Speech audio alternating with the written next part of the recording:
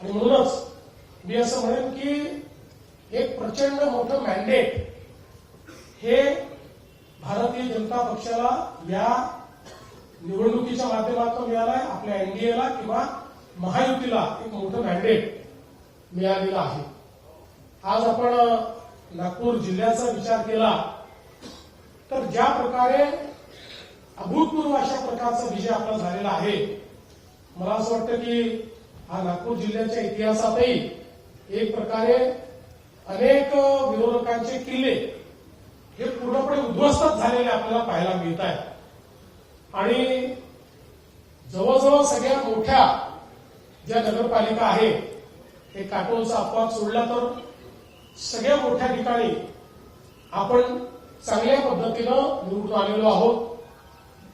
सावनेरसारखी नगरपालिका आहे की ज्या ठिकाणी काँग्रेस मुक्त अशा प्रकारची ती नगरपालिका आपण तयार केलेली आहे.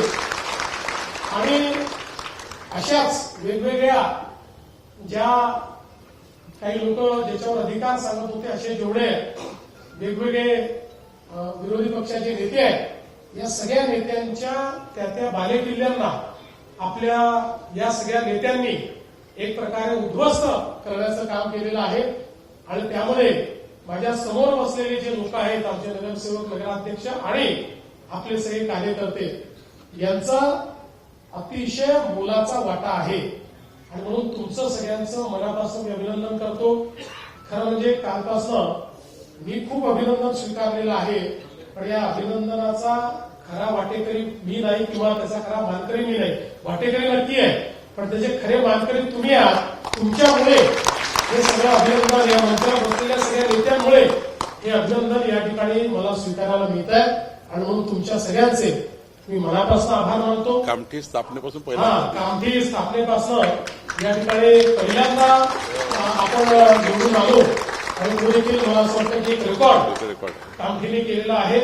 आणि विशेषतः आपल्या विधानसभेच्या निवडणुकीनंतर बावनकुळे साहेबांनी चंग बांधला होता की आता विधानसभेचा जरा जो काही वचपा आहे, बदला नाही म्हणत पण वचपा हा नगरपालिकेत काढायचा, तर तो निघालेला आपल्याला पाहायला मिळतो कामठीमध्ये. आणि एक ऐतिहासिक विजय हा कामठीने दिलेला आहे. आमच्या वाडीने पण ऐतिहासिक विजय दिलेला आहे. खूप चांगल्या पद्धतीनं त्या ठिकाणी मोठ्या प्रकारे आपली सीट जी आहे 10,000च्या वर ही त्या ठिकाणी निवडून आलेली आहे. मुंबईसारखी आपली जी काही नगरपालिका आहे तिथे प्रचंड मताने आपण सर रामटेक जिल्हा काँग्रेस मुक्त झाला आणि भिवापूर पहिल्यांदाच आणला. एवढं भिवापूर पहिल्यांदा रामटेक जिल्हा जो आहे तो जिल्हा हा काँग्रेस मुक्त झालेला आहे. आणि भिवापूर नगरपालिका पहिल्यांदाच आपली भाजपची निवडून आलेली आहे.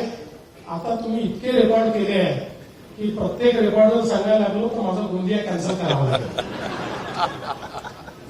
आता मी तुम्हाला एवढंच आश्वस्त करतो, बावनकुळे साहेब असतील, मी असेल, आपले आमदार असतील, आपले नेते मंडळ असतील, यांच्या नेतृत्वामध्ये ही जी 27 शहर आहे, भले आपले महायुतीचे 24 असतील, 3 आपले निवडून आले असतील, पण 27 शहरं जी आहेत, या 27 शहरांमध्ये अतिशय चांगल्या प्रकारचा विकास करायची जबाबदारी ही आम्ही घेतलेली आहे. आणि त्यात आपले जे 22 शहर आहेत, ते 22 शहरात मॉडेल शहर कसे आपल्याला तयार करता येतील हा प्रयत्न आपण करू. इतरही शहरात आपण चांगलं काम करू.